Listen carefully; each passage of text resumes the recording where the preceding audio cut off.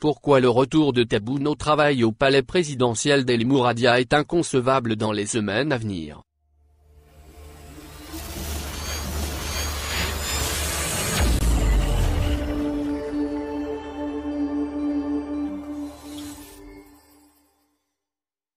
Contrairement à ce que veulent faire croire les assurances de la propagande médiatique du régime algérien, le président Abdelmadjid Tebboune est encore un patient très fragile soumis aux effets et séquelles de l'infection au Covid-19 en dépit de la fin de son premier traitement initial qui avait commencé en Allemagne le 28 octobre dernier.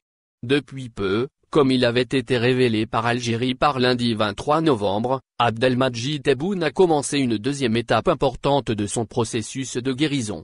Il s'agit de la réadaptation où ce qu'on appelle les patients nécessitent un réentraînement à l'effort très progressif.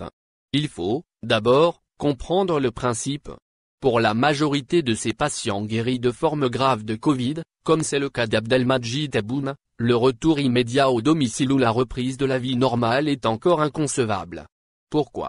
Parce qu'après un séjour ayant duré 3 semaines en réanimation ou dans une unité de soins intensifs de Covid-19, les patients qui se retrouvent dans le même cas de figure sont envoyés en unité de soins de suite et de réadaptation. Il s'agit d'une étape cruciale pour permettre à un rescapé du Covid-19 de reprendre le contrôle de son corps, grâce aux séances de kinésithérapie, d'orthophonie, d'ergothérapie, entre autres. Le processus d'une rééducation thérapeutique ou de la réadaptation est lent et complexe car le virus a puisé toute l'énergie de ses victimes. Cela signifie que le président Abdelmadjid Tebboune est toujours dans un état de fatigue extrême.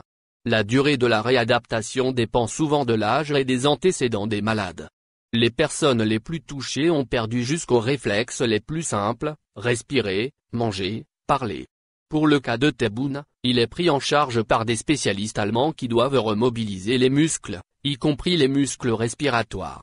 L'objectif est de permettre au patient Tebboune respirer à nouveau sans utiliser un appareil à oxygène pour retrouver son autonomie.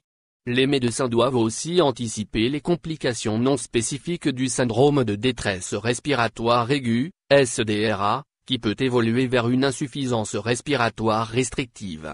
À la fin de la première étape de son traitement, Abdelmadjid Tebboune fait toujours partie de ces patients susceptibles de présenter des décompensations médicales brutales à type de défaillance respiratoire, de complications thromboemboliques ou cardiovasculaires avec un risque élevé de séquelles neurologiques, à savoir une affectation grave de son cerveau.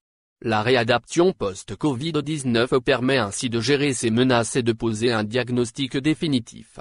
Au bout de 15 à 30 jours de rééducation, une période de convalescence sera déterminée afin de déterminer la période exacte pendant laquelle le patient Tebboune devra récupérer afin de pouvoir revenir à son travail.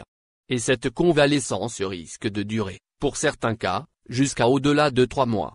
C'est dire enfin qu'un retour rapide de Tebboune à son bureau au palais présidentiel d'El Mouradia est vraiment peu probable pour ne pas dire quasi impossible. Merci de bien vouloir activer la cloche pour s'abonner, et de cliquer sur j'aime.